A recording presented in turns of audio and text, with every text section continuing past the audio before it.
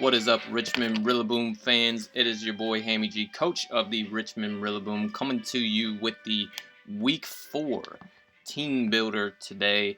And man, we got a tough matchup on our hands this week. We're going against an old school Pokemon draft legend, man. This guy, CadrcaptorHero, he is a multi-time championship holder. He was my rival back in the day, man. We used to have some crazy battles when I first got into Draft League. I felt like I was always facing this guy in the championship of like every league that I was in, and it's just really cool to be battling him again because I haven't seen him in leagues for a few years, and he's ended up joining this league that I've been a part of now, the RGBL. He's up in here, and so we're really excited because I owe this guy some wins, man. I owe him, or maybe I need to give him some losses because he used to just whoop me over and over again back in the day. So let's take a look at his team. From top to bottom, he's got Greninja, Slowking, Galar, Corviknight, Clefable, Salamence, Sandaconda, Rotomo, Infernape, Terra Glastrier, I don't know how to say that, with Terra Ice, Electric Fairy, and Terra Carbink with Terra Fairy, Ghost, and Flying. So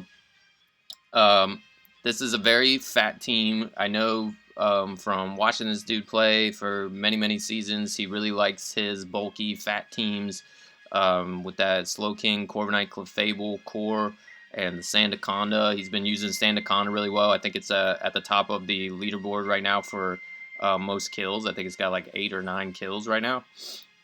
So he's really putting in work with that thing. Definitely got to watch out for that. I do expect him to bring Sandaconda for sure. One, because he's been using it so well, but it's also pretty much his best switch into my Mighty Cleave from Iron Boulder. So definitely probably will be seeing a defensive Sandaconda this week. Greninja obviously is almost sure to come. That thing is just always good. And can definitely cause us some problems with like water shurikens sets to hit my Iron Shreds and Iron Boulder, or like Choice Scarf, Life Orb, Battle Bond sets make sense. It could be all kinds of things. I definitely expect them to be running like coverage for my Sylveon because on paper that looks like my best Greninja switch in. And Greninja does get like Sludge Wave, Sludge Bomb now, I think. But it could be like a physically attacking set to surprise me with like Swords Dance or something. Greninja can do a lot of things. Could be setting spikes. Definitely expect like a unaware Clefable because of things like Swords Dance, Iron Boulder potentially being an issue for him. Or Tail, especially like Tail Glow Manaphy sets. I think Clefable is one of his best answers for that with that unaware ability to basically ignore any stat boosts I have. So that had a lot to do with my build this week. Salamence is always a threat. He hasn't been using it much, and he's been talking about trading it, so like he may or may not bring it. But I had to bring a few things at least to potentially deal with that thing. Rotomo almost for sure comes, and then things like Infernape, Glastrier, definitely could see those as well. So not necessarily knowing what exactly to expect this week, but we're trying to bring a team that can kind of, at least moderately deal with anything. So my game plan coming in, I'll start off with my team captain here, Iron Boulder, once again. This week we're actually bringing a choice band because the unaware Clefable, like I mentioned, being able to ignore any potential like Swords Dance sets, and so many of his things being able to hit Iron Boulder like super effectively. And like things like Infernape and Greninja having priority moves, I didn't think that a Swords Dance set would necessarily be able to like put in a whole lot of work. just because it would probably get punished trying to set up, and um, you know, the Clefable might be able to just stop it anyway. So we're bringing that Choice Band, and Choice Band actually looks really good. The only great switch-in he has to this thing, like I said, is the Sandaconda. So our game plan, this is max speed Jolly to be able to outspeed the Greninja, and just max attack. And our game plan really is to, I basically wanted to build my team around weakening things like the Corviknight, like the Slowking, like the Clefable, and the Sandaconda and Rotom, so that this thing can come in mid to late game and either do a great job breaking mid game, like breaking through some of those really bulky mons with things like Mighty Cleave and Zed Headbutt, or um, being able to potentially like sweep late game because it does outspeed everything outside of like Scarf users. So let's look at what we are bringing to wear things down. Like I said, I think that the Manaphy, his likely answer, one of his answers, will probably be an Unaware Clefable. And Unaware Clefable is kind of just annoying in general. So I wanted to build my Manaphy set around being able to exploit and just remove that Clefable. So I'm actually bringing a Whirlpool Manaphy this week with Light Screen, Substitute, and Scald. So the idea here is if I bring in Manaphy, I knew right away that I wanted to bring Manaphy and Rillaboom because if anything is like a must bring for him, it's got to be that Sandaconda, right? So I wanted at least a couple things to be able to come in on Sandaconda and exploit it and really threaten it. So the idea here is if Manaphy comes in on something like Sandaconda or something like, you know, Corviknight, or, you know, maybe even like Greninja, I can set up a light screen, and if his answer to Manaphy is to try to go directly into his Clefable, thinking that I might be setting up Calm Minds or Tail Blows, then we get behind that light screen, and all of a sudden, even if he is like Thunderbolt on his Clefable, he cannot break a sub with Thunderbolt or Moonblast when I'm sitting behind a light screen. So I get up a light screen, I set up a sub in case he wants to like Thunder Wave or anything like that. And then from there, I just trap the Clefable with Whirlpool and start just wearing it down with Scald. And I might even just Whirlpool it before setting up a sub. Just to make sure that he can't like switch out, and but either way, this set, if I can trap him with Whirlpool and just basically start clicking Scald and be behind a light screen with sub, the idea is I should be able to like just trap Clefable and take it out, if not severely weaken it. So that's the idea with this Manaphy, and if I can remove that thing, then that's just one less scary, bulky, annoying thing to deal with. And it helps to open the way for Iron Boulder. It helps to open the way for things like Big Volt and Rillaboom.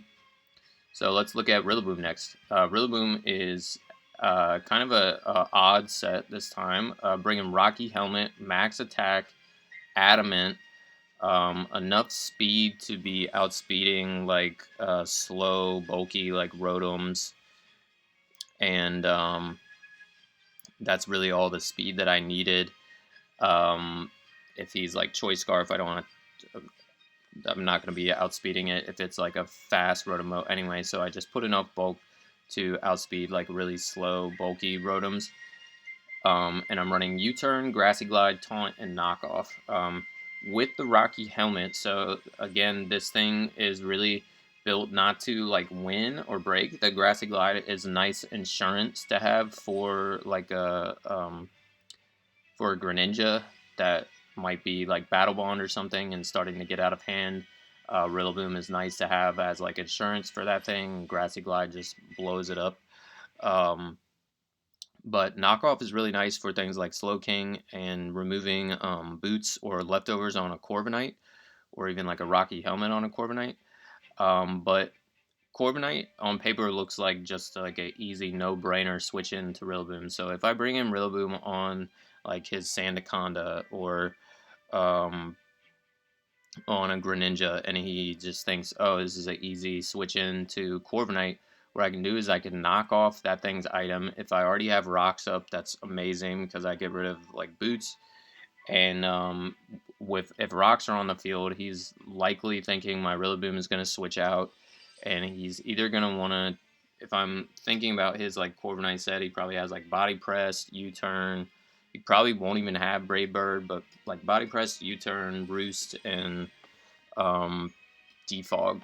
So I have Taunt on here specifically for this Corviknight to be able to knock it off, do about like 25% damage, remove its item, and then taunt it and prevent it from roosting or defogging. So even just that little like 25 and percent damage goes a long way for our choice banded Iron Boulder, and also some other things like our Iron Treads to be able to break through that Corviknight. So that's huge damage there.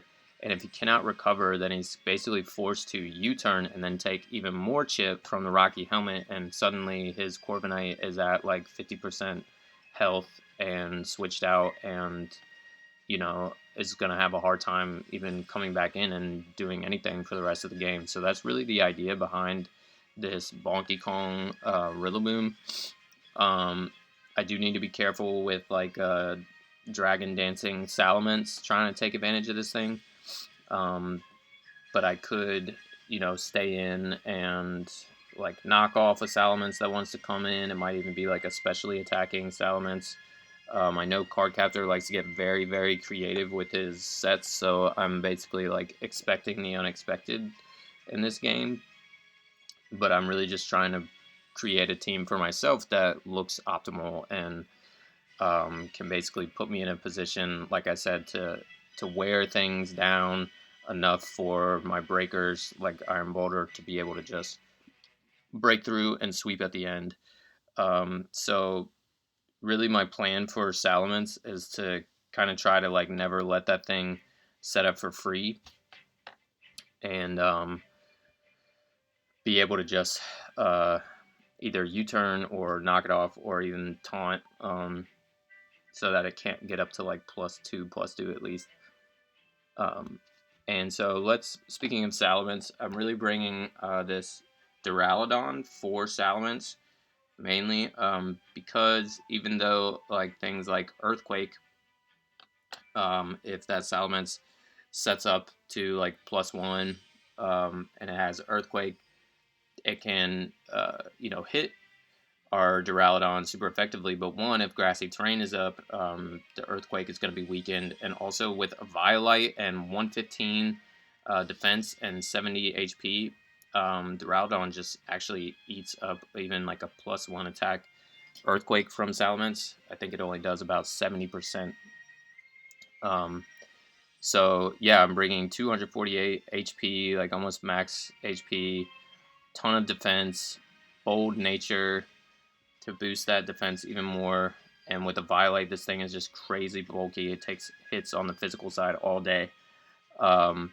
Little bit of speed, a little bit of special attack. So it's enough special attack for Draco to pretty much always Oko a Salamence. So yeah, the idea here is like if he's able to get up to +1, I can just bring in Duraludon and click Draco and kill it. And I do have Terra Flying on this, so that even if the grassy terrain is not up, and if I'm like weakened some and can't take a +1 Earthquake, then I can bait that move and Terrasilize into flying, be immune to Earthquake all of a sudden when he goes for it. Because what else is he going to go for? He's probably not going to like Outrage. Wouldn't be killing me because it's neutral because of my Steel type. So yeah, it should be safe to take a hit and kill with Duraludon. That's basically why it's here. If he does not bring Salamence, then Duraludon actually looks really good against a lot of his teams. So this either is like our Salamence check, or it might be our lead if Salamence does not come and we just get up rocks in the beginning. And Thunderbolt, Flash Cannon, Draco, combination of those 3 moves do solid damage to everything, hitting things like Clefable, Corviknight, and yeah, I mean, it hits pretty much everything for good damage, and it takes a lot of hits from pretty much everything. So it either is our solid Salamence check, or it's just there to get up rocks and do damage to stuff. So it could be it could do a lot of things here. Boptimus, our boy Boptimus, is looking pretty great. Next Pokemon, we're bringing our Megadon, the Iron Treads. We're bringing a little bit HP, full attack, and enough speed to outspeed a max speed Infernape.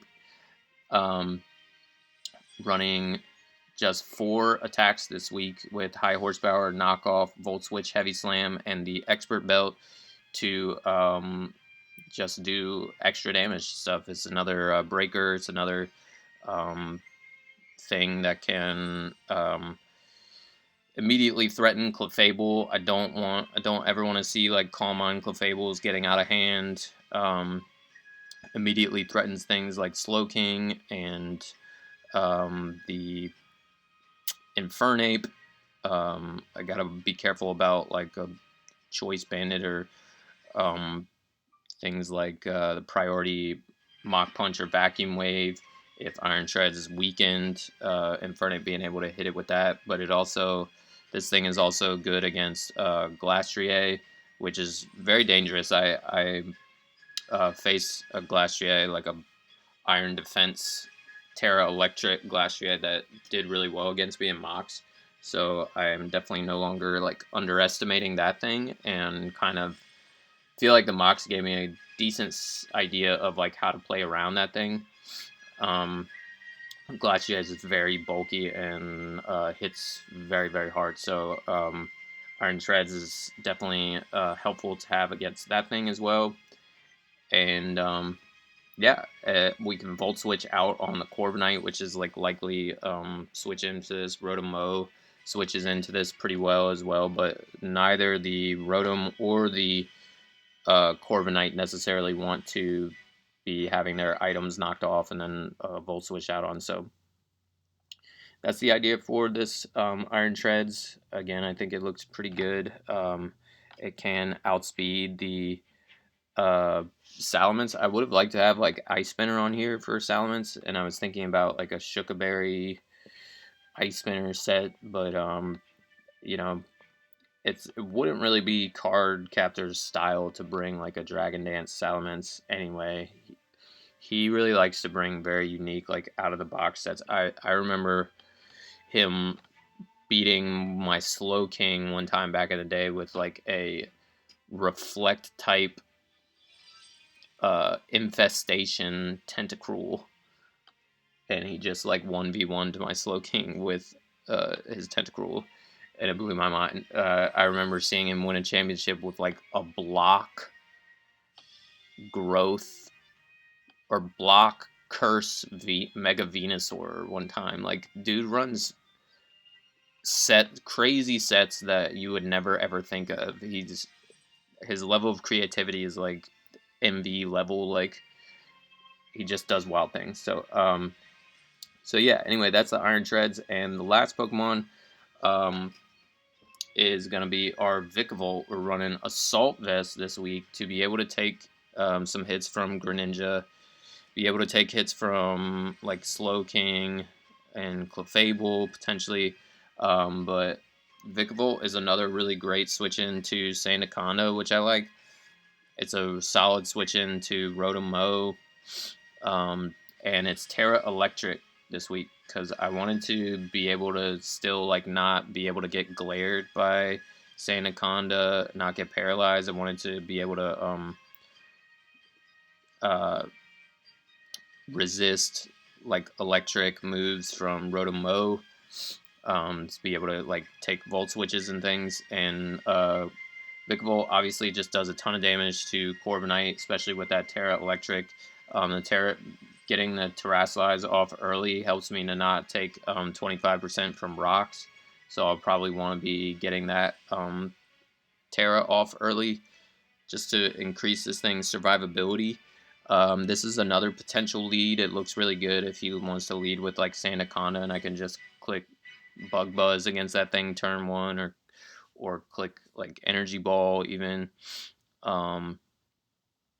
And it looks pretty good against like a lead Rotom Mow as well. I also know that card really loves to run Trick, like Choice Scarfed or Choice Specs Rotoms. It's like a signature of his. He like always brings that, and it used to always get me. So I gotta watch out for that as well. I think it makes sense against my team. Like if he wants to trick a Choice Scarf or a Choice Specs onto like my Iron Treads or my Manaphy or even like my Duraludon and get rid of that thing's a Violite. Like he definitely could be running that. So I got to watch out for that. Yeah, if it does like trick away its Choice Scarf, then that looks great for Iron Boulder once again to not have. It's one less thing that can potentially outspeed it. And so yeah, that's basically the team. Vikavolt has Bug Buzz, Energy Ball, Thunderbolt, Volt Switch, Max Special Attack, Modest, and just a bunch of bulk, a lot of HP, some special defense to help that Assault Vest. And it's really just here to be a pivot, Volt Switch around, or Thunderbolt and Bug Buzz things, and another one of those breakers like. Vikavolt just does a ton of damage. It's so strong on the special attack time. 145 special attack is so strong. We saw Vikavolt put in a lot of work last week in our week 3 match. Check that out if you hadn't seen it.